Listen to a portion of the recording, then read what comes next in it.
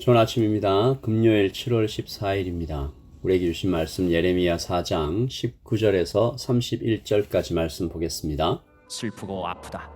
내 마음속이 아프고 내 마음이 답답하여 잠잠할 수 없으니 이는 나의 심령이 나팔 소리와 전쟁의 경보를 들음이로다. 패망에 패망이 연속하여 온 땅이 탈취를 당하니 나의 장막과 휘장은 갑자기 파멸되리라. 내가 저 깃발을 보며 나팔 소리 듣기를 어느 때까지 할꼬. 내 백성은 나를 알지 못하는 어리석은 자요 지각이 없는 미련한 자식이라.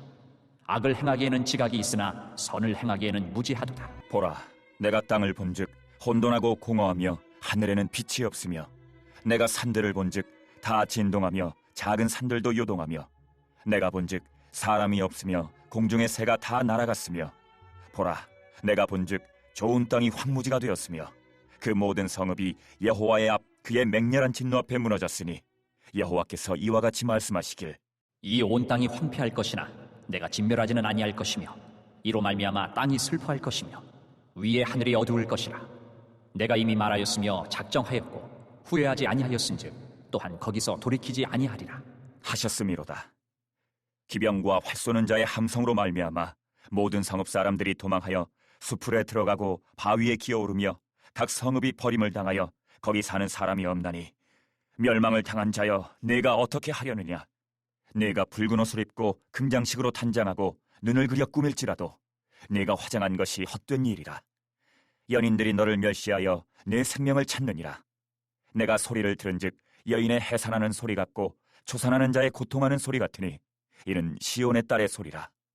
그가 헐떡이며 그의 손을 펴고 이르기를 내게 화가 있도다. 죽이는 자로 말미암아 나의 심령이 피곤하도다. 하는도다. 아멘. 하나님의 말씀입니다.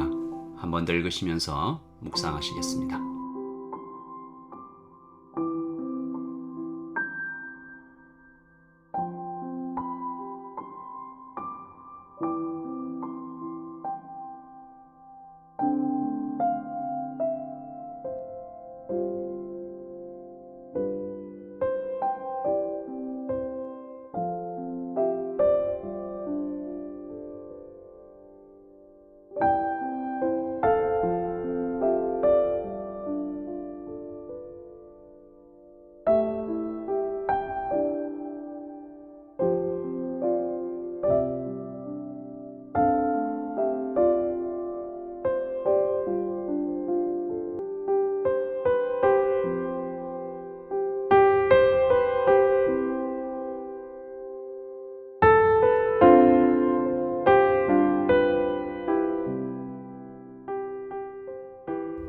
여러분, 어제 우리는 예레미야가 탄식하는 소리를 들었죠. 하나님을 향한 원망처럼 들리는 깊은 탄식이었습니다. 10절이죠. 내가 이르되 슬프도소이다 주 여호와여, 주께서 진실로 이 백성과 예루살렘을 크게 속이셨나이다. 이르시기를 너에게 평강이 있으리라 하시더니 칼이 생명에 이르렀나이다. 평강이 있으리라 해주셔놓고 왜 칼이 이렇게 쳐들어옵니까? 예레미야는 쳐들어오는 이 바벨론의 군대를 사자처럼, 빽빽한 구름처럼, 회오리 바람처럼 이렇게 묘사했죠. 예레미야는 그 광경을 환상으로 본 후에 급히 유다 민족에게 강권하죠. 14절입니다. 예루살렘아, 내 마음의 악을 씻어버리라. 그리하면 구원을 얻으리라. 내 악한 생각이 내 속에 얼마나 오래 머물겠느냐. 물론 영원히 기회가 있는 건 아니지만 하나님께서 자신의 사랑하는 백성들에게 항상 마지막까지 기회를 주시는 것을 우리는 알고 있습니다. 가룟 유다가 예수님을 배신하고 팔아넘길 때 바로 그날에도 예수님께서 말씀하셨죠. 그러지 마라. 계속 강권하시는 것입니다. 그러므로 하나님께 돌아가기에 이미 늦어버린 때는 없는 거죠. 항상 하나님께 돌아갈 수 있습니다. 예전에 제가 신학교에서 예정론이죠. predestination에 대해서 이 수업을 받을 때 교수님께서 하셨던 말이 제 가슴에 남아 있습니다. 그렇다. 구원은 예정되어 있다. 하지만 만약에 혹시 내가 구원이 예정된 사람이 아니라는 생각이 든다면 더욱 간절히 주님께 호소해라. 하나님의 예정을 바꿔달라고 기도해라. 그 기도 들어주실 것이다. 이 예정의 신비를 뛰어넘는 하나님의 사랑이죠. 교수님의 그 말씀이 아직도 제 마음의 감동으로 남아 있습니다. 오늘 예레미야가 어제의 원망을 넘어서 이 자신 안에 있는 이 마음의 큰 고통을 호소하는데요. 오늘 말씀 19절을 제가 공동 번역으로 한번 읽어보겠습니다. 아이고 배야, 아이고 배야, 배가 아파 죽겠습니다. 가슴이 떨리고 심장이 터집니다. 나팔 소리가 나고 싸움터에서 아우성 소리가 들려와 견딜 수가 없습니다. 20절 성이 하나하나 떨어져 온 나라가 망해갑니다. 갑자기 저의 천막은 쓰러지고 포장은 갈기잘기 찢겼습니다. 예레미야는 민족의 고통과 죽음을 미리 봤잖아요. 극한의 슬픔을 지금 호소하는 거예요.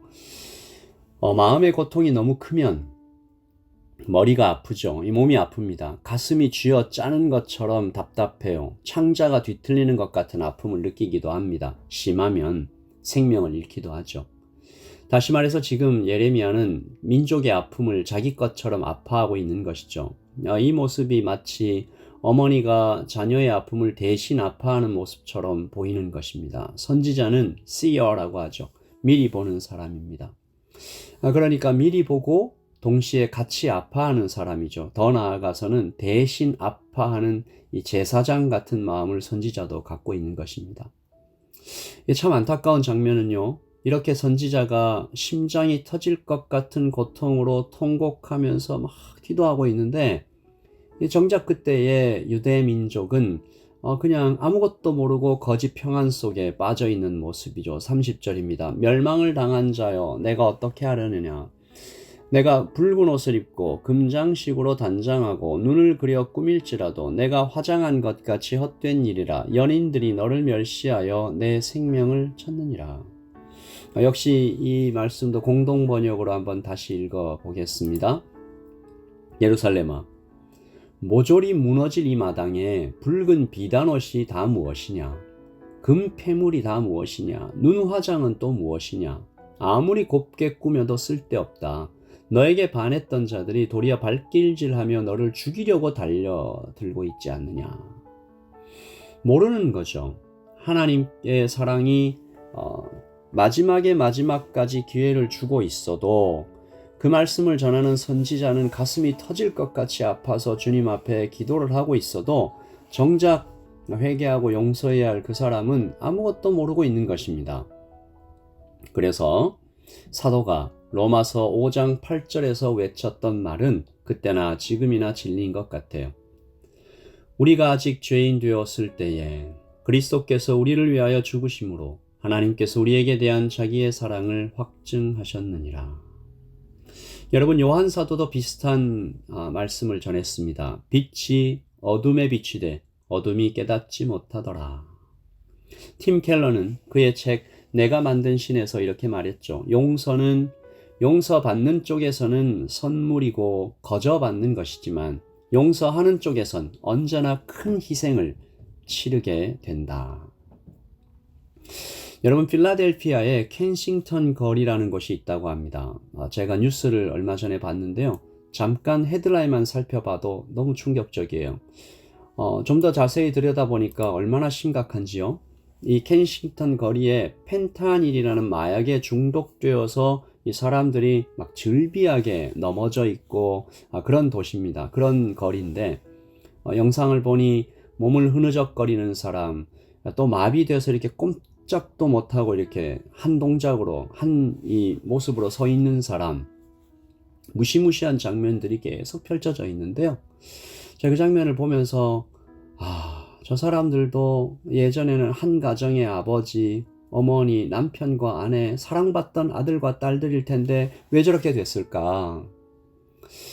여러분, 제가 그 장면을 보면서 이렇게 마약에 중독되어 가는 장면이 영적인 타락과 참 많이 닮았다라는 생각을 했습니다. 처음에는 고통을 잊기 위해서, 그러니까 기분 좋기 위해서 이 펜타닐에 실제로 몰핀보다 더 강한 진통제 효과가 있다고 그래요. 마음이 괴로워서 몸이 아파서 이제 펜타닐을 맞는 거죠. 영적인 타락도 그렇게 시작합니다. 하나님 안에 있는 것보다 저기가 더 좋아 보이니까 등등이죠. 근데 계속하면 그 펜타닐에 이제 중독이 되고 나면 이제는 펜타닐을 끊으면 더 큰 고통이 찾아온다고 해요. 한 중독자가 증언을 했는데 이 펜타닐을 끊으면 맨살을 기름으로 튀기는 것 같은 고통이 찾아온다고 합니다. 그러니까 막 미친 듯이 그 펜타닐을 찾으러 다니는 거죠. 어쩔 수 없이 다시 하게 됩니다. 어떻게 될까요? 점점 더 많은 양을. 그러다가 신경과 뇌와 중추가 다 망가져서 결국 사망에 이르는 것이죠. 지금 유다가 꼭 그런 모습입니다. 처음에는 우상의 문을 살짝 열었어요. 그래 보니까 좀 효과가 있는 것 같아요. 기분도 좋아져요. 그런데 그러다가 한번 우상 숭배에 완전히 빠지니까 이제는 우상을 멀리할 수가 없어요. 멀리하면 더 불안하고 더 두려움이 막 찾아와요. 생각이 마비되죠. 양심이 사라집니다. 지금 이것이 딱 그런 모습이잖아요. 나라가 망해가는데 붉은 비단옷을 입고 눈화장을 하고 있는 예루살렘입니다. 잠깐의 쾌락을 위해서 몸을 팔지만 다시 찾아오는 공허와 불안, 공포와 초조함은 갈수록 더 커져만 가는 이 창녀들의 삶과 비슷한 것 같아요. 오늘 말씀에서 누가 이 음란한 백성을 구할 것인가? 예레미야를 자꾸만 등장시켜주는 것입니다. 예레미야가 어떤 모습이죠? 울고 있습니다. 대신 울어주는 사람, 대신 죄를 뒤집어 써주는 사람, 용서의 대가를 대신 온몸에 다 받는 사람, 희생제물. 예레미야가 보여주는 또 한 분은 누구십니까? 예수님이죠. 이렇게 대신 울어주는 사람, 품어주는 사람. 볼지어다 내가 문 밖에 서서 두드리노니 문을 열어줄 때까지 온통 피 맺힌 손으로 계속 문을 두드리며 기다려주시는 사람, 완전한 모습으로 오실 예레미야, 우리 주 예수 그리스도께서 중독에 빠진, 음란에 빠진, 그리고 세상 것에 빠진 우리를 구원하시려 오신 것입니다. 여러분, 오늘 아침에 예레미야를 바라보면서, 예수님을 바라보면서, 그리고 나 자신을 바라보면서, 이 땅을 바라보면서, 하나님, 이 땅을 고쳐주시옵소서.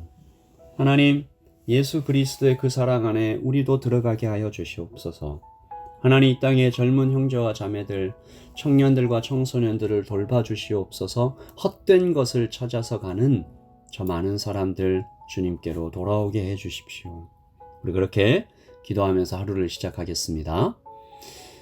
하나님 아버지, 마약에 중독되어 몸을 흐느적거리며 또 끊으면 더 큰 고통이 찾아와서 우상 숭배에 중독이 되어서 또 어떤 세상 쾌락에 중독이 되어서 돈과 성공과 인정과 사람들의 시선과 하나님, 우리가 이 모든 것들을 끊어내고 더 큰 만족과 더 완전한 행복과 더 꽉 찬 인정을 우리에게 날마다 부어주시는 예수님께로 돌아가는, 복음을 제대로 믿는 우리 모두가 되게 하여 주시옵소서. 하나님, 예레미야가 필요합니다. 제가 예레미야가 되겠습니다. 대신 울어주는 사람, 함께 걸어가는 사람.